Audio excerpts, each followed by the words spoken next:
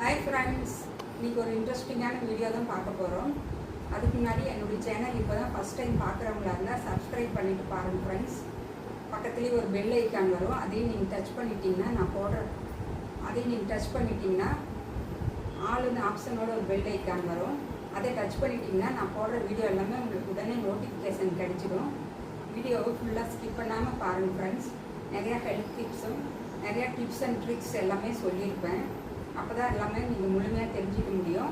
வாங்க இப்போ வீடியோக்குள்ளே போகலாம். ஃப்ரெண்ட்ஸ், இன்றைக்கி எங்கள் வீட்டு சமையல் என்னன்னு பார்க்கலாம். தண்ணி ஊற்றி வச்சுருக்கேன். அதில் கொஞ்சம் மஞ்சத்தூள் போட்டுக்கலாம். இதில் சேனக்கிழங்கு இது மாதிரி கொஞ்சம் மெல்லிசாக சீவி வச்சுருக்கு, அதை போட்டுக்கலாம். சேனக்கிழங்கு போட்டு சும்மா ஒரே ஒரு கொதி வந்ததும் ஆஃப் பண்ணிவிடுவேன். சேனக்கிழங்கு வறுவல் இன்றைக்கி எங்கள் வீட்டில் ஸ்பெஷல். சேனக்கிழங்கு உடம்புக்கு ரொம்ப ரொம்ப நல்லது. மண் சட்டியில் எண்ணெய் ஊற்றிக்கிறேன். நல்லெண்ணெய், கடுகு ஒரு அரை டீஸ்பூன்,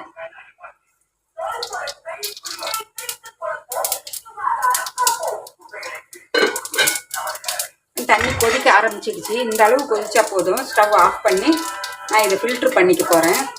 கடுகு நல்லா பொரிய ஆரம்பிச்சிடுச்சு. கொஞ்சம் கருவேப்பிலை, சின்ன வெங்காயம், தக்காளி, ஒரு சின்ன தக்காளியாக ஒன்று நல்லா வதங்கட்டும். அதுக்குள்ளே இதை வடிச்சிக்கலாம். சுடு தண்ணியில் போட்டு எடுக்கிறது அது இந்த சேனக்கிழங்குல ஒரு விதமான அரிப்பு பிச்சிக்கும். அது இல்லாமல் இருக்கிறதுக்கு தான் ஒரே ஒரு 10-20 செகண்ட்ஸ் மட்டும் சுடு தண்ணியில் போட்டு எடுத்துக்கிட்டால் அந்த சாப்பிட்றப்ப ஒரு அரிப்பு இல்லாமல் இருக்கும்.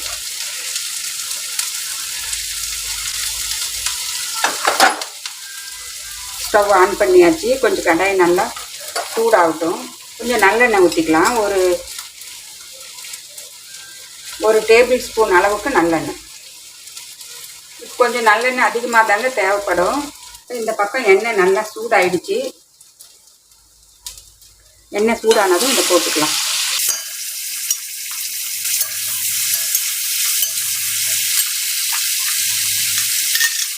ஒரு அரை டீஸ்பூன் அளவுக்கு இஞ்சி பூண்டு பேஸ்ட், கொஞ்சம் மஞ்சள்தூள், கொஞ்சம் ரெட் சில்லி பவுடர் ஒரு டீஸ்பூன் அளவுக்கு எங்களுக்கு போட்டிருக்கேன். இது நல்லா கலந்து விட்டு கொஞ்சம் லோ ஃப்ளேம்லேயே வச்சுக்கலாம். வெங்காயம் நல்லா வதங்கிடுச்சு.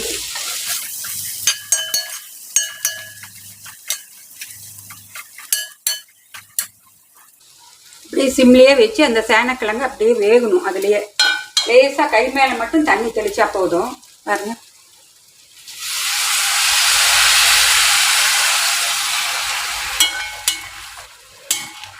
வச்சு லோ ஃப்ளேம் பண்ணிக்கலாம். நான் உப்பு மட்டும் ஆட் பண்ணல. மஞ்சத்தூள், ரெட் சில்லி மட்டும் போட்டிருக்கேன். அரை வேக்காடு நல்லா வெந்த அப்புறம் உப்பு ஆட் பண்ணிக்கலாம். இந்த பக்கம் நான் முட்டை கிரேவி செய்ய போகிறேன். அதனால் அதுக்கு உண்டான அளவுக்கு ரெட் சில்லி பவுடர், மஞ்சத்தூள் எல்லாம் ஆட் பண்ணிக்கலாம். ரெட் சில்லி பவுடர் ஒரு டேபிள் ஸ்பூன் அளவுக்கு போட்டுருக்கேன். தனியா ஒரு டேபிள் ஸ்பூன், மஞ்சத்தூள் போட்டுக்கலாம். அரை டீஸ்பூன் அளவுக்கு மஞ்சத்தூள். நல்லா கலந்து விட்டுக்கலாம். இதை மூடி வச்சுட்டா கொஞ்சம் நல்லா சீக்கிரமாக வேகும்.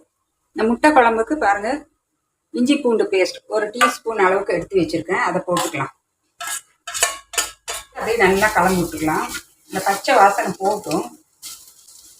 கொஞ்சம் தண்ணி வேணால் அதுக்கு ஊற்றிக்கலாம். கொஞ்சமாக தண்ணி ஊற்றியாச்சு.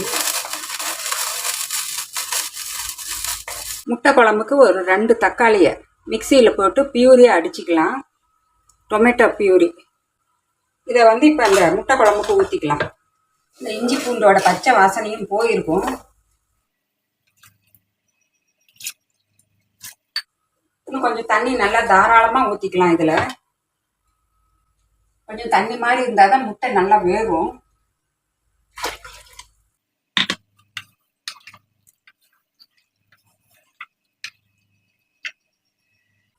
இந்த டைமில் இதை பார்க்கலாம்.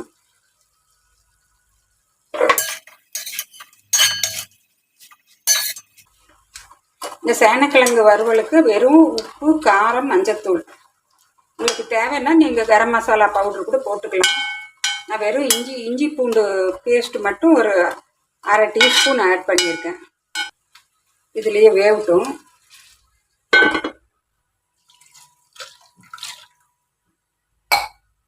இந்த தண்ணி வந்து நல்லா கொதிக்கட்டும். கொதிக்கிறப்ப நம்ம முட்டையை உடச்சி ஊற்றிக்கலாம்.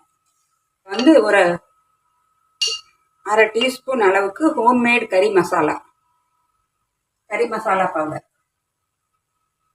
முட்டை குழம்புக்கு ஒரு தேங்காய் பேஸ்ட் ஆட்டி எடுத்துட்டு போகிறேன்.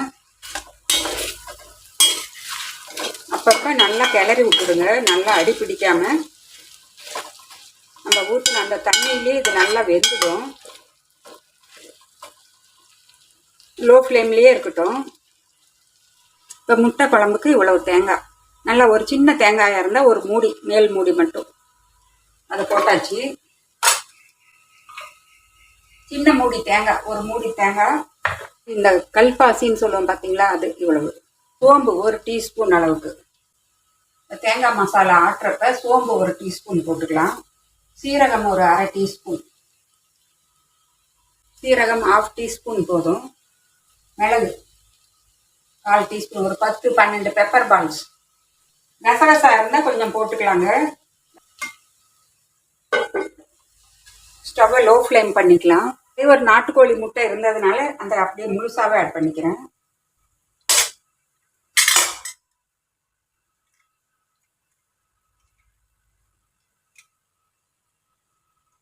இது வந்து பிராய்லர்.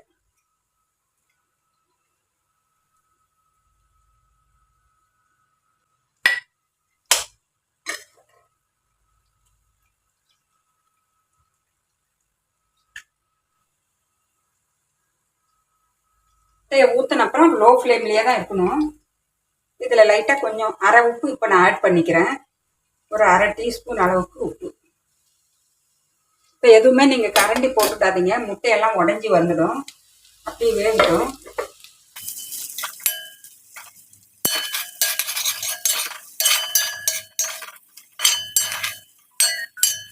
இப்போ கரண்டியாலேயே நீங்கள் மசிச்சு பார்த்தா தெரியும் வெந்துடுச்சான்னு. நல்லா ரெண்டாக கட் ஆகுது. நல்லா முக்கால்வாசி பதம் நல்லா வெந்துடுச்சு பாருங்க. இப்போ நான் வந்து இதுக்கு தேவையான அளவு உப்பு ஆட் பண்ணிக்கிறேன். உப்பு போட்டு அப்படியே சிம்லேயே இருக்கட்டும். கொஞ்சம் நல்லா அப்படியே ரோஸ்ட் ஆகும். இன்னும் கொஞ்சம் நல்லா வெந்து. தேவையான அளவு உப்பு போட்டாச்சு. இப்போ நல்லா கலந்து விட்டுக்கலாம். இது அப்படியே நல்லா ரோஸ்ட் ஆகட்டும். லோ ஃப்ளேம்லேயே இருக்கட்டும்.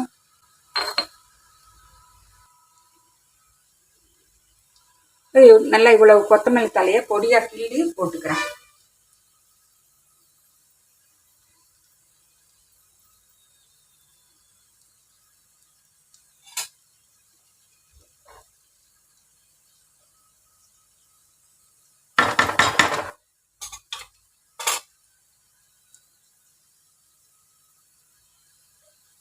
மறுபடியும் மூடி வச்சிடலாம். இப்போ இந்த சேனக்கிழங்கு வறுவல் அப்பப்போ நீங்கள் கலந்து கொடுத்துட்டே இருக்கணும். அப்போ அந்த சிம்லேயே இருந்தால் நல்லா ரோஸ்ட் ஆகிடும். சீக்ரெட் இன்க்ரீடியன்ஸ் போட போகிறேன். அரிசி மாவு ஒரு டீஸ்பூன் அளவுக்கு ரைஸ் ஃப்ளவர். இது போட்டால் நல்லா கிறிஸ்பி ஆகும்.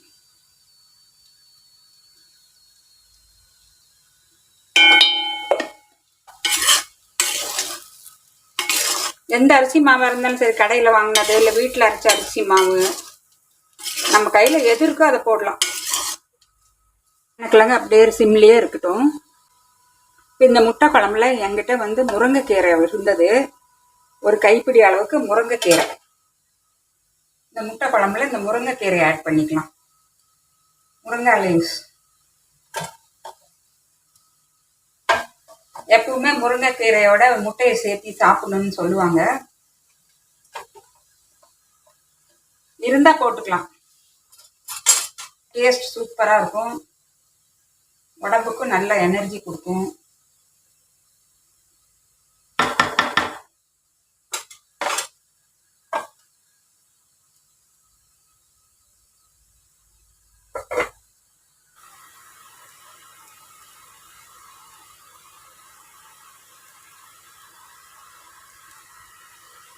அந்த முட்டை குழம்புக்கு இன்னும் கொஞ்சம் உப்பு ஆட் பண்ணி தேங்காய் மசாலாவை போட்டுக்கலாம். பாதி அரை டீஸ்பூன் அளவுக்கு உப்பு.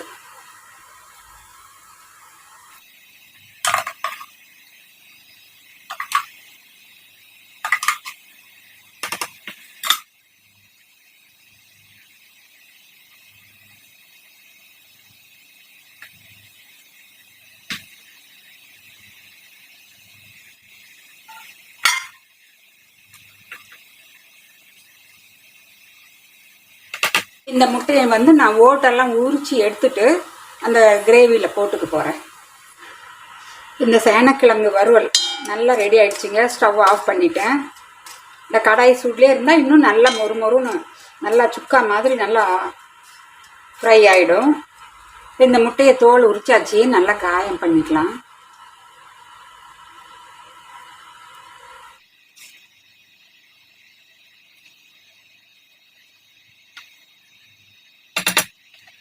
ஸ்டவ் ஆஃப் பண்ணிடுறேன்.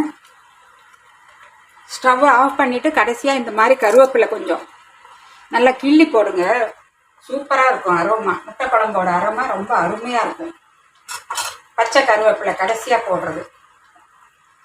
அவ்வளோதாங்க, எங்கள் வீட்டு முட்டை குழம்பு சேனைக்கிழங்கு வறுவல் எப்படி இருக்குன்னு நீங்கள் கமெண்ட் பாக்ஸில் சொல்லுங்கள் ஃப்ரெண்ட்ஸ். நான் மறுபடியும் உங்களை அடுத்த ஒரு இன்ட்ரெஸ்டிங்கான வீடியோவில் சந்திக்கிறேன்.